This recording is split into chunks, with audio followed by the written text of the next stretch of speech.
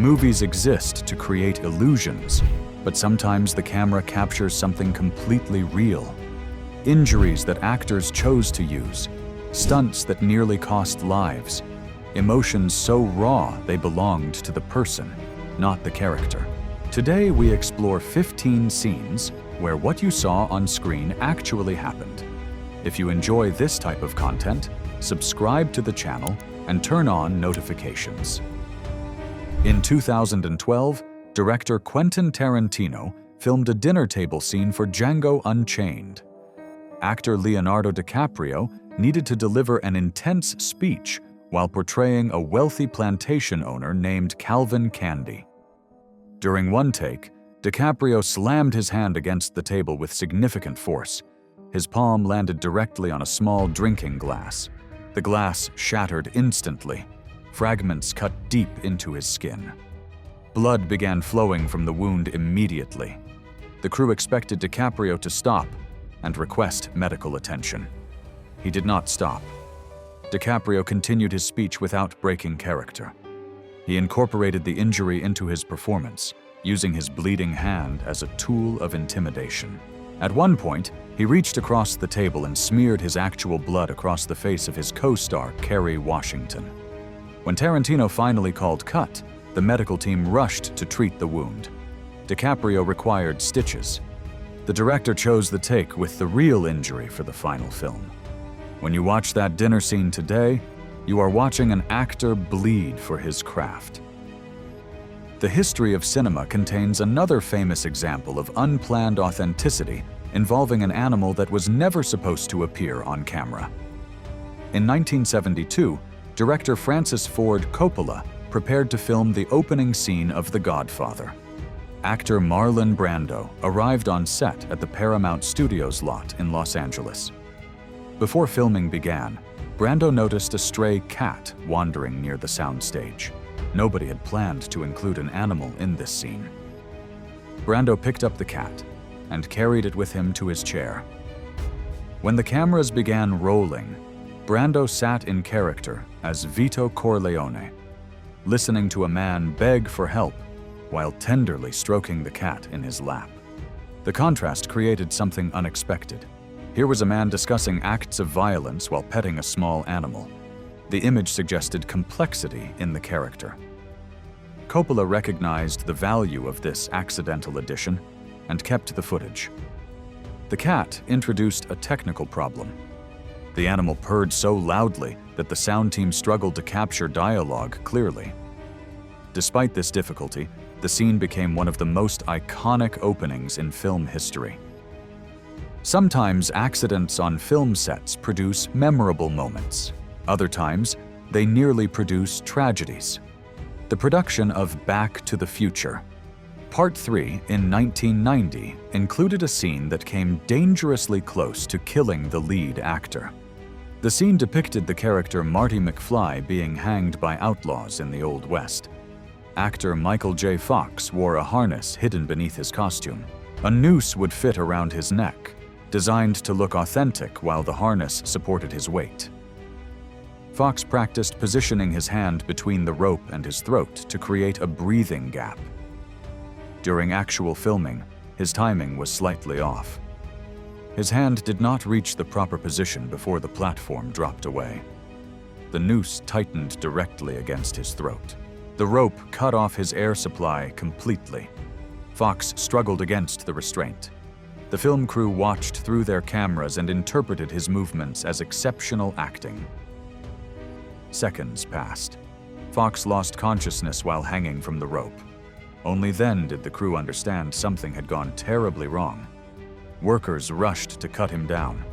Fox survived without permanent injury, but the incident became a cautionary example about the risks of practical stunt work. Film actors sometimes experience physical danger on set. Others experience emotional challenges that affect them just as deeply. In 2006, actor Will Smith portrayed a real person named Chris Gardner in The Pursuit of Happiness. Gardner's true story involved losing his home, living in shelters and train station bathrooms, and struggling to care for his young son while building a career. The final scene depicts the moment when Gardner learns he has earned a position at a prestigious financial firm. Smith filmed this scene multiple times. During one take, he began crying uncontrollably. The tears continued long after the director called cut. Smith later explained that he was not acting. He was releasing emotions that had built up throughout the production. The boundary between Smith and Gardner had blurred. The real Chris Gardner stood just off camera during filming, watching Smith portray the most important moment of his life. Gardner himself began crying as he watched. Two men cried together over a single moment of success. Director Steven Spielberg understood that genuine fear produces different results than performed fear. He used this knowledge during the production of his 1975 film Jaws. The film opens with a young woman swimming alone in the ocean at night. Beneath the surface, an unseen shark approaches and attacks. Actress Susan Backlini wore a harness attached to cables hidden beneath the water. Crew members controlled these cables to create the appearance of a shark attack. Spielberg gave his crew specific instructions. He told them not to inform Backlini exactly when they would pull the cables. She knew the general plan. She did not know the precise moment when the attack would begin. Backlini floated in the dark water, waiting. Without warning, the cables tightened and dragged her sideways with tremendous force. Backlini screamed. Her body thrashed as the crew continued pulling her in different directions. The screams you hear in the film are not acting. They are the sounds of a woman being surprised by a powerful physical force in dark water. Spielberg captured that panic and used it to open his movie. Some films capture real physical pain for serious purposes. Others capture it for comedy. The 2005 film The 40-Year-Old Virgin includes a scene where the main character undergoes chest hair removal. Actor Steve Carell insisted on actually having his chest hair removed on camera rather than using tricks or fake hair. The process of chest waxing involves applying hot wax to the skin, pressing cloth strips onto the wax, and then ripping the strips away quickly. The strips pull hair out by the roots. The crew set up cameras around the waxing table. A professional technician applied hot wax and began removing strips while cameras rolled. Carell screamed. He cursed. At one point, the pain caused him to shout the name of singer Kelly Clarkson. This shout was completely spontaneous. Carell had not planned it. The technician continued removing strips. Small spots of blood appeared where hair had been ripped away. Director Judd Apatow kept the cameras rolling. The Kelly Clarkson shout became one of the most quoted moments from the film. Athletic skill occasionally appears in films without any assistance from camera work or computer manipulation. The 1997 science fiction film Alien Resurrection includes such a scene. Actress Sigourney Weaver's character stands in a recreation room aboard a spacecraft. She holds a basketball and faces a hoop located at considerable distance behind her. The script required her to throw the ball over her shoulder and make the shot without looking. Weaver practiced between takes and worked with a basketball coach. On her first filmed attempt, Weaver made the shot. The ball traveled through the air in an arc behind her and fell directly through the hoop. Actor Ron Perlman stood nearby watching. His face registered genuine shock. He had not expected the shot to succeed. Director Jean-Pierre Jeunet kept the footage. No computer effects were used. No camera tricks assisted the shot. When you watch that scene, you are watching an actress make an extremely difficult basketball shot with her back to the target. Television productions sometimes face the challenge of incorporating real-world tragedies into their fictional narratives. The musical drama series Glee confronted this in 2013, following the death of actor Corey Monteith. Monteith played the character Finn Hudson. He died in July 2013 from an accidental drug overdose at age 31. The production team created an episode depicting the fictional death of Finn Hudson. The filming required the cast to perform scenes of mourning for a character while actually mourning the real person who had played him. When actress Lea Michele, who had been Monteith's romantic partner in real life, cried over the loss of Finn Hudson, she was crying over the loss of Corey Monteith. The tears belonged to her, not to her character. Other cast members experienced the same blending of fiction and reality. They stood together on set, weeping for their friend while cameras recorded their pain. Viewers watching were not watching characters grieve. They were watching people grieve while dressed as characters. Before computer-generated imagery became standard, stunt performers risked their lives for spectacular visuals. The 1977 James Bond film, The Spy Who Loved Me, contains one of the most celebrated practical stunts in cinema history. The scene depicts James Bond skiing down a mountain while being pursued. The pursuit ends when Bond skis directly off the edge of a massive cliff. He falls through open air before deploying a parachute decorated with the British flag design. Stunt performer Rick Sylvester executed this jump without digital effects.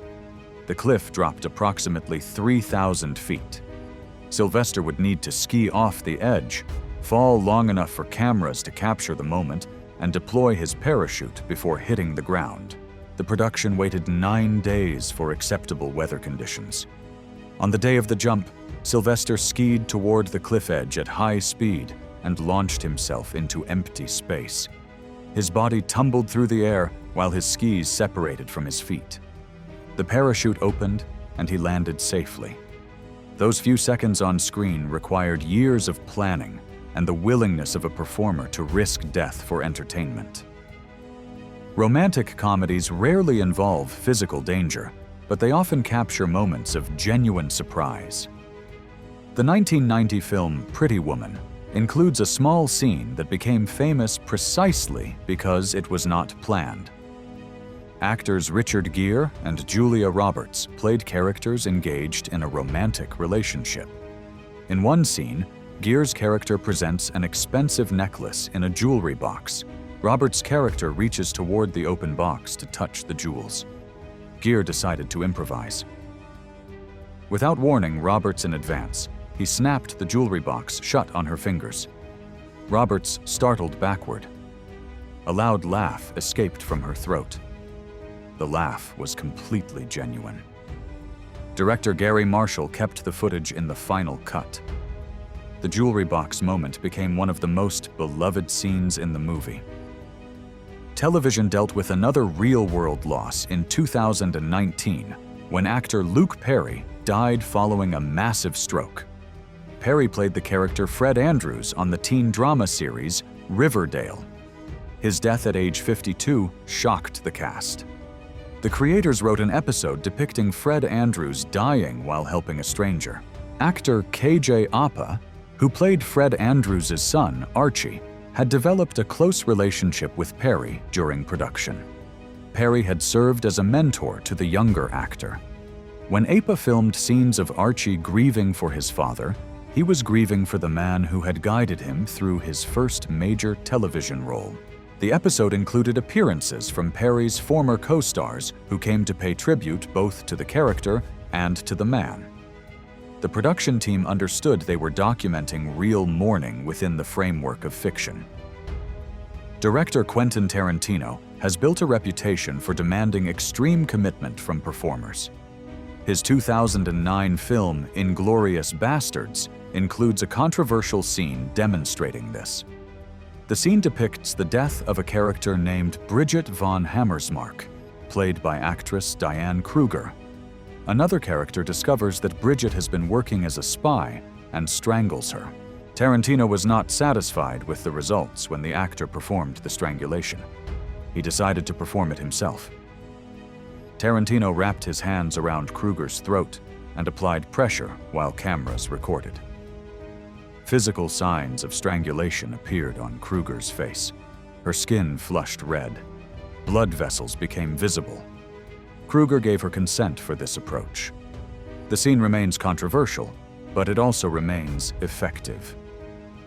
Some films achieve authenticity through total commitment to practical effects. The 2015 film Mad Max: Fury Road represents one of the most ambitious practical productions in modern cinema. A character called the Doof Warrior rides on a massive vehicle in the middle of a convoy, playing an electric guitar while surrounded by drummers. The guitar functions as an actual musical instrument. It also functions as a flamethrower. When the Doof Warrior plays during chase scenes, fire shoots from the neck of his guitar. Actor and musician Iota performed this role. He learned to play while strapped to a moving vehicle in the desert heat. He learned to control the flame effects integrated into his instrument. The crew filmed in the harsh Namibian desert. When you watch the Doof Warrior performing, you are watching a musician play a flame-throwing guitar while bouncing across the desert on a moving truck. No computer effects create the fire. The 1991 film Terminator 2: Judgment Day contains an action sequence requiring extraordinary skill from a helicopter pilot. Director James Cameron wanted to film a helicopter flying underneath a freeway overpass during a chase scene. Pilot Chuck Tamburo agreed to perform this maneuver. The clearance between the helicopter rotors and the concrete underside was minimal. Any error would result in a collision. Tamburo approached the overpass, maintaining precise control of his altitude. The helicopter passed underneath with feet to spare on either side. The footage appeared in the final cut without enhancement. Modern audiences might assume the sequence was created using computer imagery. It was not. A real pilot flew a real helicopter underneath a real bridge, while cameras recorded his skill. Not every unscripted moment comes from danger or tragedy. Some come from exhaustion and human nature. The 1995 thriller The Usual Suspects includes a police lineup scene that became famous for unexpected reasons. 5 criminal suspects must each read the same line of dialogue. Director Bryan Singer intended this as a serious, dramatic moment. The filming did not proceed according to plan. The cast had worked long hours. Actor Benicio del Toro chose to deliver his line in an exaggerated, bizarre manner. The other actors heard his delivery and began to laugh. Laughter proved contagious. According to reports, del Toro also released gas audibly during one take. This further destroyed any possibility of serious performances. Singer grew frustrated, but eventually accepted he would not get the serious scene he wanted. He reviewed the footage and realized the laughter served a different purpose. The scene showed 5 men comfortable with each other, who shared a history and sense of humor. Singer kept the footage in the final cut. The Usual Suspects went on to win Academy Awards. That recognition includes a scene that exists because actors could not stop laughing at each other. If you enjoyed this video, give it a thumbs up and subscribe to the channel for more content. Thanks for watching.